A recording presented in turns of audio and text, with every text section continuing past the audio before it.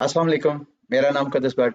इस वीडियो में आपके साथ मैंने बड़ी इंटरेस्टिंग क्रिप्टो मार्केट की अपडेट्स न्यूज़ वगैरह शेयर करनी है और साथ एक बड़ी इंटरेस्टिंग डेवलपमेंट टेरा लूना के हवाले से है, वो मैं इस वीडियो के स्टार्ट में ही आपके साथ शेयर करूंगा। लेकिन मेरी सारी इन्फॉर्मेशन को मेरे दोस्तों भाइयों आपने फाइनेंशियल एडवाइस नहीं लेना। मेरा मकसद सिर्फ और सिर्फ आपको मार्केट से मुतल्लिक अपडेट करना है। अगर आप फर्स्ट टाइम मेरी वीडियो में लैंड कर रहे हैं तो मेरा नाम जो है वो मुकद्दस बट है, शायद मैं आपको पहले भी बता चुका हूँ। इस वक्त मेरी फेवरेट क्रिप्टो करेंसीज की जो लिस्ट है उसमें टेरा लूना की प्राइस जो है इस सारे बैरिश इन्वायरमेंट के अंदर भी आपको गेन करती नजर आ रही है। डेवलपमेंट क्या है वो मैं आपको बताऊंगा। ये एक सेंसी एलगॉड नाम का एक ट्विटर अकाउंट होल्डर है। इसने टेरा लूना की जो पूरी टेरा इकोसिस्टम है उससे मतलब एक थ्रेड लिखा पूरा कि जो टेरा इकोसिस्टम है ये एक पोंजी स्कीम है। पोंजी स्कीम यानी एक फ्रॉड है। उस हवाले से जो उसकी असेसमेंट थी उसने सारी अपनी जो उसका एनालिसिस था उसको सारा एक्सप्लेन करने की कोशिश की कि इनका जो बिजनेस मॉडल है वो स्टेबल नहीं है। और साथ इसने प्रेडिक्ट किया कि आपको 2023 में भी, यानी इस वक्त 2022 है, 2023 में भी टेरा लूना की प्राइस जो है आपको $80 $90 की रेंज में ही आपको ट्रेड होती हुई नजर आएगी। अब जिनमें से आप दोस्तों को अगर नहीं पता तो टेरा लूना इस वक्त मैं अगर टेरा लूना के चार्ट पे जाके आपको दिखाऊं तो जितनी इस वक्त मार्केट की टॉप क्रिप्टो करेंसीज हैं सब अपने कोई 50% डाउन है अपनी मेन ऑल टाइम हाई से। बिटकॉइन की मिसाल ले लें, बिटकॉइन ने अपना ऑलमोस्ट $70,000 पे अपना ऑल टाइम हाई बनाया। अब जब मैं वीडियो बना रहा हूँ इस वक्त बीटीसी की प्राइस ऑलमोस्ट 39,000 पे ट्रेड हो रही है। इसी तरह इथीरियम की मिसाल ले ले, इथीरियम भी जो है ऑलमोस्ट $5,000 पे उसकी प्राइस टच कर रही थी। अब वहां से वो क्रैश होके इस वक्त तकरीबन $2,500 पे वो ट्रेड हो रही है। अब ये जो टॉप क्रिप्टो करेंसीज हैं ये आपको बैरिश इन्वायरमेंट के अंदर अच्छा खासा क्रैश करती नजर आ रही हैं, लेकिन इस सारे इन्वायरमेंट के अंदर भी टेरा लूना की प्राइस जो है अपनी ऑल टाइम हाई के पास ट्रेड हो रही है। टेरा लूना ने जो अपना ऑल टाइम हाई बनाया था वो तकरीबन बनाया था $106। इस वक्त जब मैं वीडियो बना रहा हूँ तकरीबन $93, यूं समझ लें कि अपने ऑल टाइम हाई के करीब करीब है। यानी इस बैरिश इन्वायरमेंट के अंदर भी टेरा लूना की प्राइस अच्छी खासी अप्रिशिएट हुई है। अब ये है जो कि आपको सामने नजर आ रहा है और ये भी मैं आपको बताता चलूं, ये लूना पिछले साल जो टॉप क्रिप्टो करेंसीज में सबसे ज्यादा गेन करने वाली क्रिप्टो करेंसीज थी उनमें सबसे ज्यादा टेरा लूना ने अपनी प्राइस अप्रिशिएट किया था। तकरीबन 16,000 गुना इसकी प्राइस एक साल में अप्रिशिएट हुई थी। ये तो है सारे फंडामेंटल जो मैंने आपको बताया। अब इस बंदे ने जो टेरा लूना का फाउंडर है डू क्वान, उसको डीएम किया। ये मैं आपके साथ शेयर कर रहा हूँ। Hey Do Kwon, I send you a DM yesterday. तो इनकी इसने शर्त जैसे इसने ये थ्रेड लिखा वो सारी इंफॉर्मेशन फ्लोट होती होती लूना का जो फाउंडर है डू क्वान उस तक पहुंची। उसने इन दोनों की आपस में शर्त लागी। अब शर्त ये है, बड़ी इंटरेस्टिंग इंफॉर्मेशन है। दोनों ने $1 मिलियन और $1 मिलियन की शर्त लगाई है कि अगर अगले साल पूरे एक साल बाद मार्च को, 14 मार्च मेरा ख्याल है इन्होंने डेट डिसाइड किया है, 14 मार्च को, ये देखें यहाँ पे इन्होंने लिखा है, डूकवा ने कहा कि मैंने $1 मिलियन ट्रांसफर कर दिया है। दरमियान में इन्होंने थर्ड पर्सन को इन्वॉल्व किया है, ये कुबी नाम का बंदा है, इसको इन्वॉल्व किया है। दोनों ने $1 मिलियन अपने अपने अकाउंट से निकाल के इस थर्ड पर्सन को दे दिए हैं कि अगले साल सेम इसी डेट को अगर तो कोइन गैको पे लूना की प्राइस $88 हो या इससे नीचे होगी तो डू क्वान ने जो $1 मिलियन शर्त के तौर पे रखा है वो इस सेंसी एलगॉड को मिल जाएगा। लेकिन अगर $80 से प्लस होगी तो वो डू क्वान को यानी $2 मिलियन मिल जाएगा। अब ये शर्त जो है, वैसे तो डू क्वान ने कहा कि मैंने ये जो शर्त लगाई है कोई पैसे हासिल करने के लिए नहीं लगाई है, मैं तो जितने इधर से शर्त जीत के, तो अगर मैं शर्त विन करता हूं तो मैं जीत के वो सारे जो है वो डोनेट कर दूंगा। मकसद दोनों का कॉन्फिडेंस है। उसका मानना यह है कि जो टेरा इकोसिस्टम है उसकी जो फंडामेंटल जो उसकी बेस है सारी, वो बेस ऐसी है कि वो ज्यादा लॉन्ग टर्म प्रोजेक्ट नहीं चल सकता।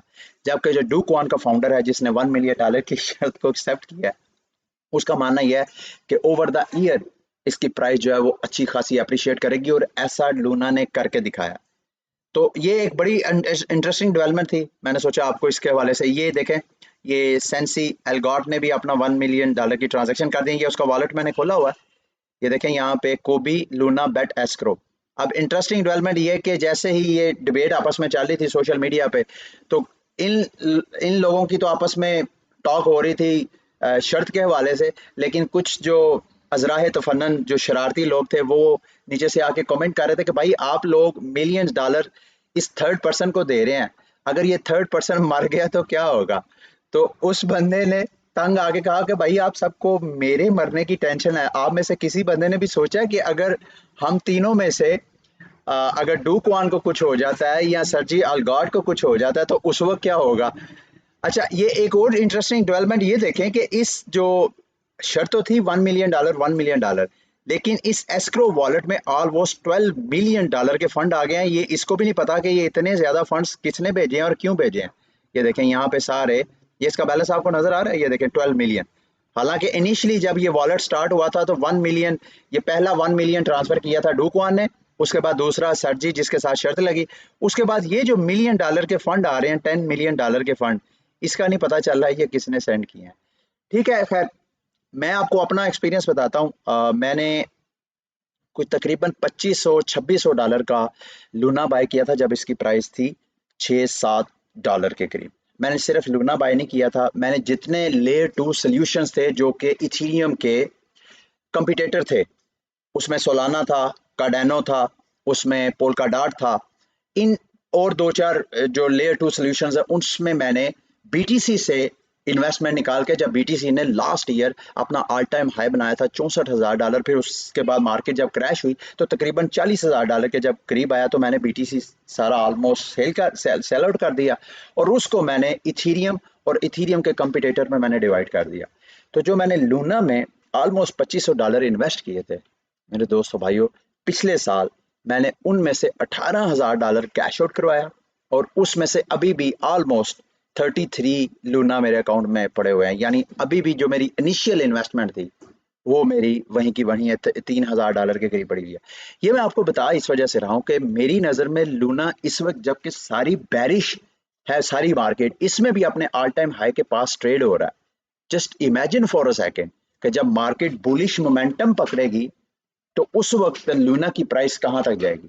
लूना की प्राइस को खतरा किसी और कंपटीटर से नहीं है, लूना को खतरा सिर्फ और सिर्फ अपने इंटरनल नेटवर्क से ऊपर है, क्योंकि लूना की प्राइस का ताल्लुक बराह रास्त इसका जो इकोसिस्टम के अंदर स्टेबल कॉइन है यूएसटी उसके साथ है। क्योंकि यूएसटी की जितनी ज्यादा डिमांड बढ़ती है उससे उसकी डिमांड बढ़ने, उसकी डिमांड को मेंटेन करने के लिए पीछे लूना बर्न किए जाते हैं, लूना की सप्लाई कम की जाती है और जब लूना की सप्लाई कम होती है तो उसकी प्राइस अप्रिशिएट होती है।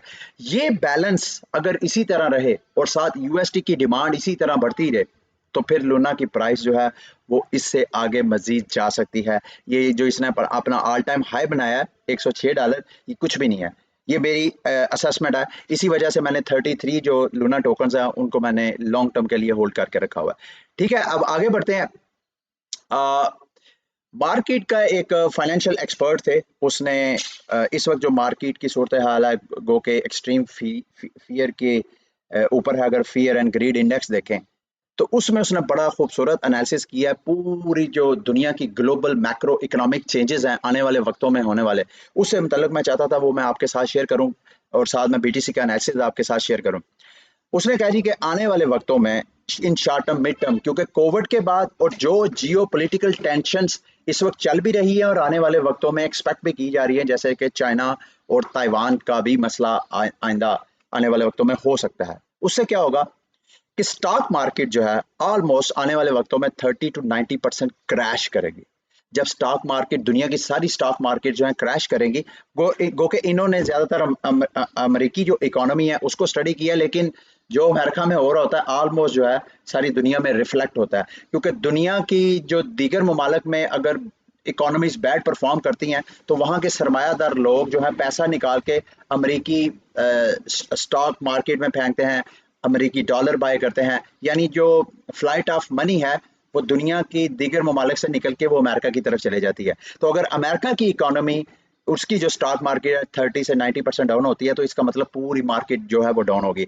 उसके बाद उन्होंने कहा जी इनिशियली जो इस जब ये सारे हालात बुरे हालात होंगे, मार्केट जब रिसेशन में चले जाएगी, डीप रिसेशन, रिसेशन किसको बोलते हैं, जिसमें मुल्क के अंदर इकोनॉमिक एक्टिविटी इतनी स्लो हो जाती है कि ना लोगों को नौकरियां मिलती हैं, ना जब लोगों को नौकरी नहीं मिलती, लोगों के पास पैसा नहीं होता, तो उनकी जो बाइंग पावर है वो कम होने की वजह से इकोनॉमिक एक्टिविटीज भी स्लो हो जाती हैं।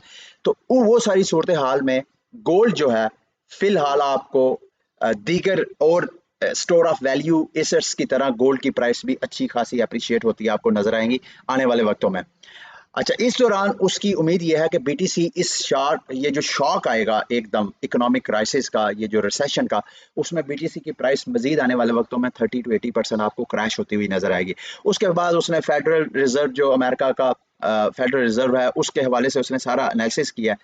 जो एक चीज उसने इंटरेस्टिंगली बताई है, उसने कहा है कि इस सारे इकोनॉमिक क्राइसिस से निकलने के लिए अमेरिकी हुकूमत मजीद पैसा छापेगी, ताकि उस पैसे से वो मजीद इकोनॉमिक एक्टिविटी बढ़ाने के, जब मजीद पैसा छापेगी तो जो पीछे पैसा है उसकी वैल्यू डाउन होगी, तो सरमायादार लोग क्या करेंगे, फिर जो सेव हेवन्स हैं जैसे कि गोल्ड है, इसी तरह जब वो रुख इख्तियार करेंगे तो फिर वो सारे का सारा पैसा जब यूएसडी की डोमिनेंस जो है, जब वो सारे का सारा पैसा गोल्ड और बिटकॉइन जैसे एसेट्स में जाना शुरू होगा, जो कि इस एनालिस्ट के मुताबिक सबसे ज्यादा प्रोबेबल है, जिसके सबसे ज्यादा चांसेस हैं कि स्टार्ट में ऐसा होगा कि लोग जैसे कि अभी भी यूक्रेन और रशिया के को आप एनालाइज करते हैं इस टेंशन में, इस वॉर की सिचुएशन में, तो आपको गोल्ड अच्छा खासा इवन $1000 प्लस भी उसकी प्राइस चले गई थी, तो आपको गोल्ड जो है वो $2000 तक भी जाता हुआ नजर आ सकता है।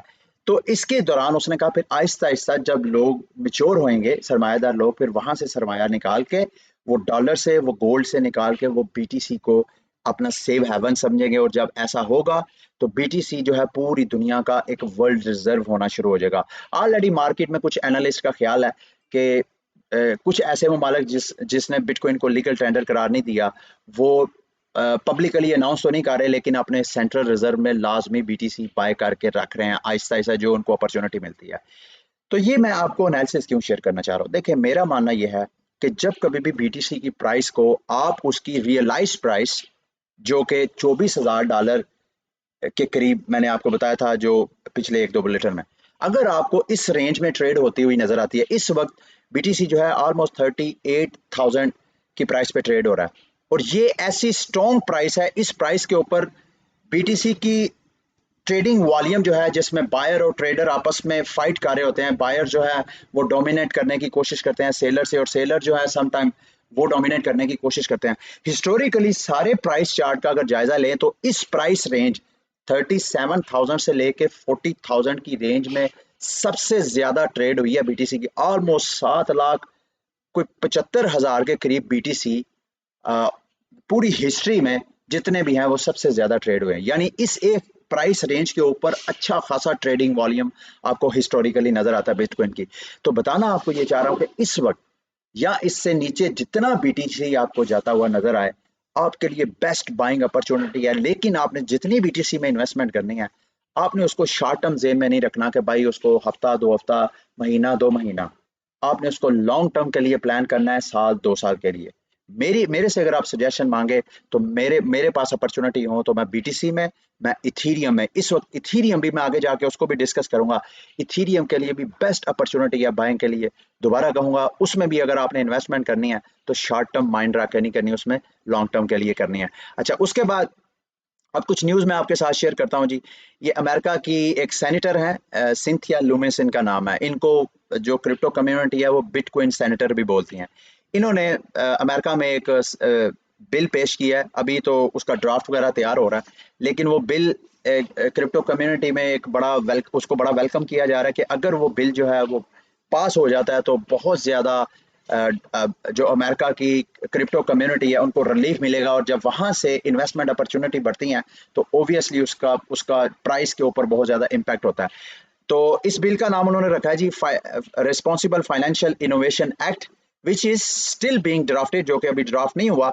उससे क्या क्लैरिटी आएगी यूजर्स को, one of the biggest aims is to provide guidance about the capital gain, जो आप इन्वेस्टमेंट करते हैं क्रिप्टो करेंसीज के अंदर, तो जब उसकी प्राइस अप्रिशिएट होती है तो उस प्राइस अप्रिशिएशन को कैपिटल गेन बोलते हैं। जब आप उसको सेल आउट करके जब प्रॉफिट कैश आउट करवा रहे होते हैं तो उस वक्त उसके ऊपर टैक्सेशन के मामले में ये बिल जो है अमेरिकी हुकूमत को भी फैसिलिटेट करेगा और अमेरिकी शहरियों को भी, इन्वेस्टर्स को भी करेगा कि कैसे आपने टैक्स फाइलिंग करनी है, और गवर्नमेंट को हेल्प करेगा कि कैसे उन्होंने गवर्नमेंट से टैक्स लेना है। कहा यह जा रहा है कि इस बिल अगर ये अप्रूव हो जाता है तो अमेरिका में माइनिंग से मतलब जो रिवॉर्ड मिलते हैं लोगों को, उस पर शायद हुकूमत टैक्स ना ले। ठीक है, अब एक और बिग डेवलपमेंट थी का 2-3 दिन से यूरोपीय यूनियन की जो पार्लियामेंट है उसके ऊपर उधर एक बिल पेश किया जा रहा था जिसमें जो क्रिप्टो करेंसीज, ऐसी क्रिप्टो करेंसीज जो कि प्रूफ ऑफ वर्क बेस्ड हैं, जिसको मैंने एक बुलेटिन में डिस्कस भी किया था, मेरा ख्याल है परसों के बुलेटिन में, उसको बैन करने की कोशिश की जा रही थी। कल उस पर वोटिंग हुई है और फाइनली जो ये क्लॉज थी कि bitcoin proof of work based जो क्रिप्टो करेंसीज है उसकी बैनिंग यूरोपीय यूनियन में बैन हो जाएंगी, उस क्लास के अगेंस्ट वोट दिया है। यानी अब ज्यादातर यूरोपीय यूनियन के जो पार्लियामेंटेरियंस हैं वो चाहते हैं कि proof of work crypto currencies के ऊपर बैन ना लगाया जाए। अगर बैन लगाया जाएगा तो ये सारी इनोवेशन यूरोपीय यूनियन से निकल के उन ममालिक में चले जाएगी। देखें, इस जो जिन लोगों ने वोट दिया है इसके अगेंस्ट के भाई इसको बैन लगना चाहिए प्रूफ ऑफ वर्क, ये वो सारे पार्लियामेंटेरियंस हैं जिन्होंने बिटकॉइन के अगेंस्ट वोट दिया था। ये सारे आपको नजर आ रहे हैं। कहा यह जा रहा है कि इन्होंने जो इनकी मिसाल, ये एक रोल मॉडल्स हैं। यूं समझ लें कि हर वो बंदा जो क्रिप्टो कम्युनिटी के हवाले से मिस इन्फॉर्म्ड है वो भी सेम इसी तरह की परसेप्शन रखता है क्रिप्टो मार्केट और बिटकॉइन के हवाले से। अब इन लोगों को ये समझ नहीं आया कि जितने भी बिटकॉइन की इस वक्त माइनिंग हो रही है उसका अच्छा खासा चंक उन ममालिक में बिटकॉइन की माइनिंग हो रही है जो कि फोसल फ्यूल यानी जहां पे बिजली जो है वो तेल से और कोयले से बनाई जाती है, और तेल से और कोयले से जो बिजली बनाई जाती है वो सबसे ज्यादा पोल्यूशन जो है वो एनवायरनमेंट को पोल्यूट करती है। जबकि जो यूरोपीय यूनियन में जितनी भी माइनिंग हो रही है उसका मेरा ख्याल है मोर देन 50 to 70% वो रीन्यूएबल एनर्जी से की जा रही है। अब देखें ना, अब थोड़ी देर के लिए इमेजिन करें, कुदरती वसाइल जो है अगर हम उसको एक्सप्लॉइट नहीं करते तो वो वेस्ट हो जाते हैं। अब सूरज हमारे यहाँ कितने ट्रिलियन जो वाट है वो की एनर्जी हमें रोज देता है सूरज की किरणों के जरिए। अगर हम उसको हार्नेस नहीं करें, उससे मजीद उसको एक्सप्लॉइट करके उससे बिजली जनरेट ना करें, उस बिजली को स्टोर ना करें ताकि हम जब सूरज ना हो उसको यूज कर लें, तो सारा वेस्ट है। तो अगर हम इस तरह की टेक्नोलॉजी डेवलप करें और उससे हम बिजली बना के तो ऐसी वैल्यूएबल चीज, ऐसा वैल्यूएबल एसेट पे वो यूज करें जिसकी वैल्यू हो। अब थोड़ी देर के लिए इमेजिन करें, जो बिटकॉइन की माइनिंग इस वक्त है वो तकरीबन जो ग्लोबल कंजम्पशन है उस कंजम्पशन का अगर देखा जाए तो ये देखें, आपको चार्ट नजर आ रहा है, यानी पूरी दुनिया में जो एयर कंडीशन आप लोगों को गर्मियों में सहूलत देने के लिए, या अगर जहां सर्दियां हैं दुनिया के उन इलाकों में जहां सर्दियां हैं उनके कमरों को गर्म रखने के लिए जो एयर कंडीशंस वगैरह यूज किए जाते हैं, जो इलेक्ट्रिक फैंस वगैरह यूज किए जाते हैं, जो इलेक्ट्रिक हीटर्स वगैरह यूज किए जाते हैं, उनमें जितनी बिजली इस्तेमाल होती है अगर उसको देखा जाए तो वो 984 पॉइंट पे है। जबकि बीटीसी की जो बिटकॉइन की माइनिंग के ऊपर जो इलेक्ट्रिसिटी वगैरह यूज होती है, जो कार्बन एमिशन है उसकी जो 41 पॉइंट, यानी बिल्कुल ना होने के बराबर है। और ये भी क्रिप्टो कम्युनिटी कहती है कि हम आप कानून ये लाजमी बनाएं कि जो बंदा भी क्रिप्टो कम्युनिटी, कोई भी इदारा या कोई फर्द अगर क्रिप्टो माइनिंग करना चाहता है तो वो जो नेशनल ग्रिड है वहां से बिजली लेके ना करे, बल्कि वो रीन्यूएबल एनर्जी, अगर सोलर पैनल लगा ले, अगर कोई कंपनी है तो अगर हवा किसी एरिया में ज्यादा है तो उस हवा से बिजली, विंड पावर प्लांट सेटअप लगा सकता है, वो विंड का, वो हाइड्रो लगा सकता है, पानी जहां पे आप शारे हैं पानी नीचे गिरता है उससे जो एनर्जी पैदा होती है उसको वो हार्नेस करके बिजली। तो इस तरह की जो अपॉर्चुनिटी है उनके गवर्नमेंट का काम ये है कि ये जो नेचुरल रिसोर्सेज वेस्ट हो रहे हैं, इन नेचुरल रिसोर्सेज को यूज करके आप उसको ऐसी वैल्यूएबल चीज जो है वो मिंट कर रहे हैं, जिसको जैसे कि बिटकॉइन है। क्योंकि आप देखें, अगर बिटकॉइन की माइनिंग के ऊपर बिजली जाया होती है तो जो हमारा रवायती फाइनेंशियल सिस्टम है, जो हमारी रवायती फियाट करेंसीज हैं, उनको मैनेज करने के लिए हमें जितनी हमारी कास्ट है वो तो कास्ट बहुत ज्यादा। आप इमेजिन करें कि जो हमारा रवायती पैसा है उसको बनाने में, उसको महफूज करने में, उसके डिस्ट्रीब्यूशन में पूरे हमने इदारे कायम किए और उस पर कितना ज़्यादा हमारा एक्सपेंस है। और बिटकॉइन की एक्सपेंस तो उसके आगे आटे में नमक के बराबर भी नहीं है। तो खैर ये इस हवाले से शायद आपको ये इन्फॉर्मेशन सारी बड़ी इंपॉर्टेंट है जो मैं चाहता था आपको पता हो। अच्छा, आगे ये अमेरिका की जो सिक्योरिटी एंड एक्सचेंज कमीशन है उसका XRP के साथ पढ़ा मैंने ऑलरेडी डिस्कस भी किया है 2-4 दिन पहले।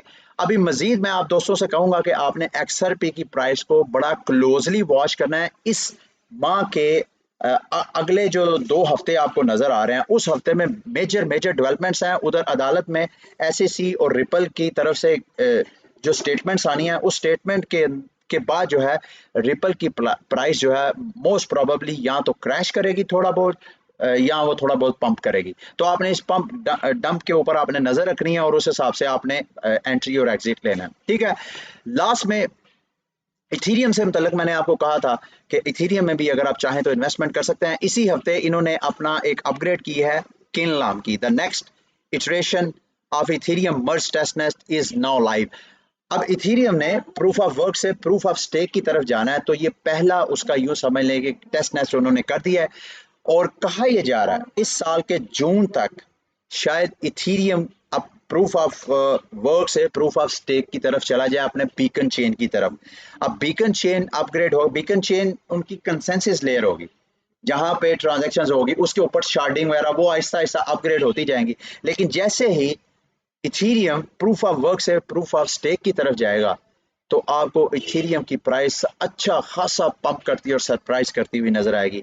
तो जब कभी भी इथीरियम की प्राइस को आप 25,000 या $2,000 की रेंज में देखें तो आपने इस अपॉर्चुनिटी को मिस नहीं करना, आपने इथीरियम को लाजमी बाय करना है। अब ये जो टेस्ट नेट इन्होंने कल किया है उसको बाकायदा जो इथीरियम के डेवलपर हैं उन्होंने प्रैक्टिस भी कर लिया। इन्होंने कल रिक्वेस्ट की थी, highly recommended that node operators, application developers, stakers जिन्होंने इथेरियम 2.0 पे अपने ईथ स्टेक किए हुए हैं, tooling infrastructure providers test their setups on the network. इन्होंने ऐसे अपील की ट्विटर के ऊपर और एक दो जो डेवलपर हैं उन्होंने ट्वीट में कहा जी everything is okay, got the Kiln testnet working perfectly, bring on the merge. तो ये थी इथेरियम से मुतल्लक और ओवरऑल आज के बुलेटिन की सारी इन्फॉर्मेशन। उम्मीद करता हूँ कि आज का बुलेटिन भी आप दोस्तों के लिए इन्फॉर्मेटिव रहा होगा। अगली वीडियो तक के लिए मुझे इजाज़त दें। अल्लाह हाफिज़।